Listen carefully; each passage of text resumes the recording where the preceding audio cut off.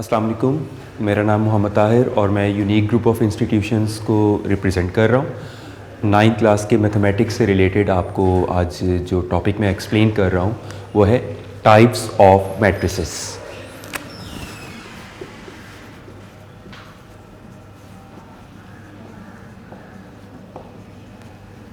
और इसके एसएलओज भी यही होंगे कि मैट्रिक्स से रिलेटेड आप चूँकि ऑलरेडी पढ़ चुके हैं तो उसके टाइप्स क्या क्या पॉसिबल होती हैं, किस किस शक्ल में मैट्रिसेस हो सकते हैं। तो students will be able to determine the types of matrices, किस किस तरह के मैट्रिसेस हो सकते हैं।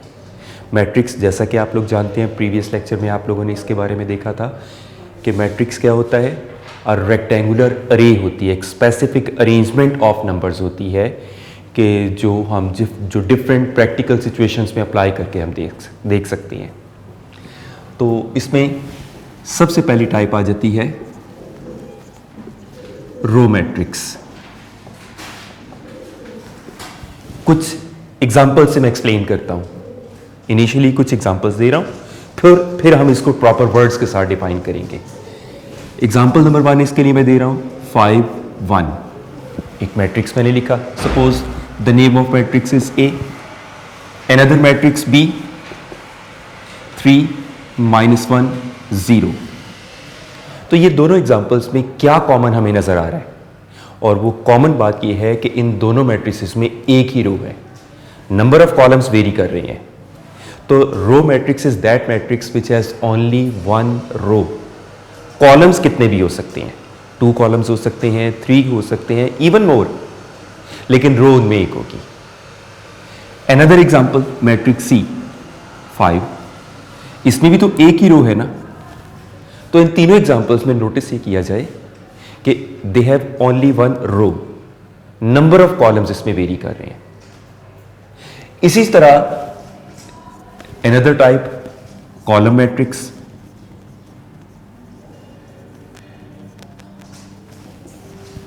आइडिया तो इसी से आपको हो गया होगा कि जिस तरह रो मैट्रिक्स कौन सा था, which has only one row. तो column matrix is that matrix which has only one column. अब इसकी एग्जांपल्स अगर हम देखें, a matrix C 3 -1 5 an example. Similarly matrix D 2 5, और इवन ये वाला मैट्रिक्स भी, ये वाला जो मैट्रिक्स आपको बताया था, ये भी तो कॉलम मैट्रिक्स है ना। इन तीनों मैट्रिसेस में कॉमन बात क्या है, दे हैव ओनली वन कॉलम। इसमें भी एक कॉलम है, नंबर ऑफ रोज 3 है, इसमें भी एक ही कॉलम है, नंबर ऑफ रोज 2 है, इसमें भी एक ही कॉलम है, नंबर ऑफ रोज 1 है। तो इस एग्जांपल को देखते हुए हमें ये पता चला कि ये कोई ज़रूरी नहीं है कि कोई एग्जांपल अगर हम किसी एक टाइप में कोड कर रहे हैं तो वो सिर्फ उसी टाइप की हो सकती है, वो किसी और टाइप में भी फॉल कर सकती है। Next type is rectangular matrix. Rectangular matrix कौन सा होगा, इसकी भी पहले एग्जांपल्स देता हूं और फिर उसके बाद इसको प्रॉपर वर्ड्स के साथ एक्सप्लेन करता हूं।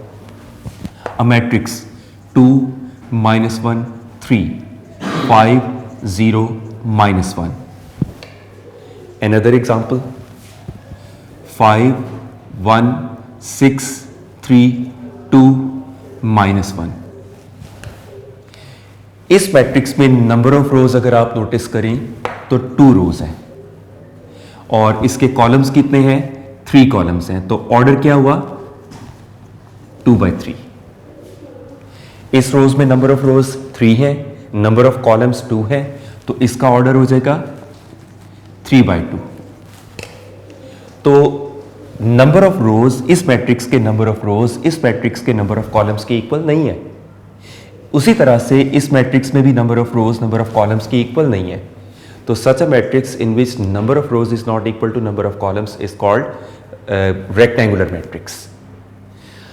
अब ये तो बहुत आसान सा कॉन्सेप्ट है, इसमें कोई मुश्किल बात नहीं है। जो ज़्यादा ज़रूरी बात इसमें याद रखने वाली ये है, जो most common mistake paper checking के दौरान हम लोगों को नज़र आती हैं, वो ये है कि इतनी इजी डेफिनेशन होने के बावजूद सिर्फ एक वर्ड पूरी डेफिनेशन को गलत कर जाता है, एंड दैट इज़ नंबर। बहुत सारे स्टूडेंट्स लिखते हैं the matrix in which rows are not equal to columns. वो तो किसी और मैट्रिक्स में भी रोज कॉलम्स के इक्वल नहीं हो सकती।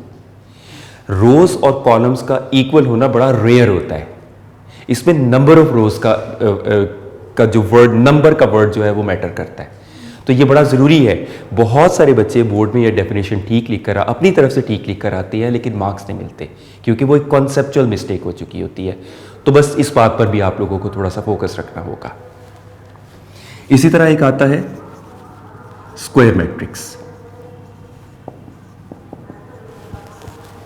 इसको भी कुछ एग्जांपल्स से एक्सप्लेन करता हूं।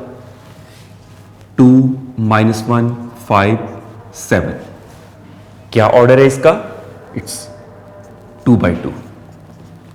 Another example, 3 - 1 5 4 0 2 0 - 1 7। क्या ऑर्डर है इसका? 3/3। तो नोटिस करने वाली बात इसमें यह है इन दोनों एग्जाम्पल्स में कि इसमें भी number of rows number of columns के इक्वल है और इसमें भी number of rows number of columns के इक्वल है। तो हम बड़ी इजीली खुद भी डिफाइन कर सकते हैं the matrix in which number of rows is equal to number of columns, right.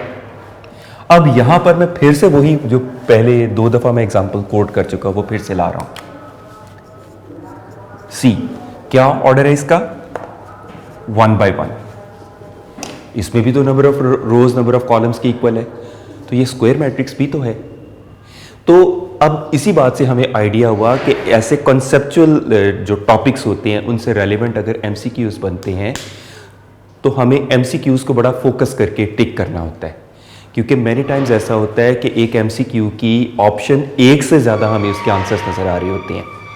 तो हम बहुत सारे स्टूडेंट्स जल्दबाजी में ऑप्शन ए देखते हैं, करेक्ट है, उसी को टिक कर दिया, लेकिन उसकी बी ऑप्शन भी ठीक होती है, सी भी होती है, फिर डी ऑप्शन डेफिनेटली ऐसा होता है ऑल दीज।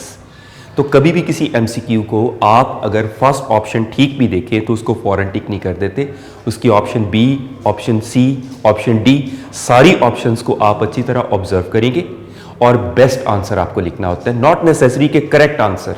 इसमें बेस्ट आंसर के कभी समटाइम ऐसी सिचुएशन होती है। तो ये एग्जाम्पल आपके सामने है। अगर ये एमसीक्यू के तौर पर आता है कि ये मैट्रिक्स गिवन हो, इज अ डैश मैट्रिक्स, उसमें रो की ऑप्शन भी ठीक है, कॉलम की ऑप्शन भी ठीक है, स्क्वायर की ऑप्शन भी ठीक है, तो फिर डी ऑप्शन डेफिनेटली ये लिखा होगा ऑल दीज। तो बड़े आसान कॉन्सेप्ट है, लेकिन ज़रा थोड़ा सा इसके बारे में हमें सोचना ज़रूर होता है। उसके बाद नेक्स्ट आ जाता है नल और ज़ीरो मैट्रिक्स। इसकी भी मैं कुछ एग्जांपल्स देता हूं। 0 0 0 0 0 0 0 0 0। नोटिस करें डिफरेंट क्या इन तीनों एग्जांपल्स में? इनके ऑर्डर्स डिफरेंट हैं। कॉमन क्या इन तीनों एग्जांपल्स में? ऑल एलिमेंट्स, ऑल एंट्रीज 0 हैं। तो नल और zero matrix is that matrix whose all the entries are zeros. Zero के अलावा इसमें कुछ नहीं होता। अब ऑर्डर कोई भी हो सकता है। अब क्वेश्चन यहां पर ये अराइज होता है ऑर्डर डिफरेंट क्यों होता है? तो डिफरेंट सिचुएशन में डिफरेंट प्लेसेस पर ये एडजस्ट होती हैं। नल मैट्रिक्स एक ऐसा मैट्रिक्स है जो बेसिकली एडिटिव आइडेंटिटी मैट्रिक्स होता है। एडिटिव आइडेंटिटी का वर्ड आप लोगों ने जूनियर क्लासेस में पढ़ा होगा, रैशनल नंबर या रियल नंबर की प्रॉपर्टीज के तौर पर। वहां आपके जहन में ये डेफिनेटली होगा कि जीरो को हम एडिटिव आइडेंटिटी कहते थे। जीरो एक ऐसा नंबर होता है कि जो किसी भी नंबर में ऐड करें तो उस नंबर को कोई फर्क नहीं पड़ता, एज इट इज रहता है वो नंबर। तो zero is the additive identity. Matrices में नल मैट्रिक्स या zero matrix basically additive identity matrix होता है। अब जिस मैट्रिक्स में ऐड करना होता है तो ऑर्डर उसके मुताबिक होगा तो ऐड होगा ना। सो दैट्स वाई इनके ऑर्डर वेरी कर सकते हैं, लेकिन कॉमन बात क्या है कि ऑल एंट्रीज आर जीरो। उसके बाद नेक्स्ट आ जाता है, अब यहां तक जो मैट्रिसेस थे इनके स्टार्टिंग वर्ड पर अगर हम फोकस करें ना, a matrix like row matrix, a matrix which has only one row, column matrix, a matrix which has only one column, rectangular matrix, a matrix in which the number of rows is not equal to number of columns, square matrix, a matrix in which number of rows is equal to number of columns, or null or zero matrix, a matrix in which all the entries are zero. अब यहाँ के बाद जो मैं definitions discuss करने वाला हूँ थोड़ी सी कैटेगरी में चेंज है. स्टार्टिंग वर्ड बड़ा मैटर करता है इन टाइप्स ऑफ मैट्रिसेस में. तो next one is transpose of a matrix.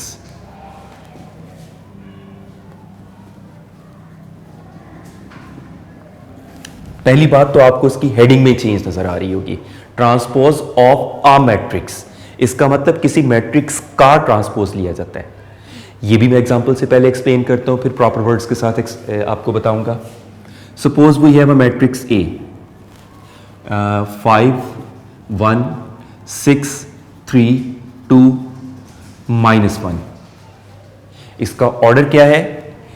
3 rose 2 columns. तो 3/2 इज द ऑर्डर. अब इसका अगर हम लेते हैं ट्रांसपोज, तो ये इससे रिप्रेजेंट किया जाता है ए ट्रांसपोज, एटी से रिप्रेजेंट किया जाता है. तो अ मैट्रिक्स, अब इसमें 5 1 क्या है? रो, तो इसमें कॉलम के तौर पर आ जाएगा. 6 3 सेकेंड रो, ये सेकेंड कॉलम के तौर पर हो जाएगा. और 2 -1 थर्ड रो, ये थर्ड कॉलम के तौर पर हो जाएगा. तो a matrix obtained by interchanging the rows into columns or columns into row of another matrix is said to be transpose of that matrix. right? यहाँ तक बेसिक कुछ डेफिनेशंस हमारी डिस्कस हुई. इनसे रेलिवेंट अगर आप कुछ फर्दर जानना चाहते हैं या कोई फर्दर क्यूरी है तो आप यूनिक नोट्स कंसल्ट कर सकते हैं. और उसके अलावा कमेंट बॉक्स में भी ये सारा एक्सप्लेन कर सकते, आप क्वेश्चन कर सकते हैं. आपको इनके बारे में एक अच्छा पॉजिटिव रिस्पांस मिलेगा. Thank you so much.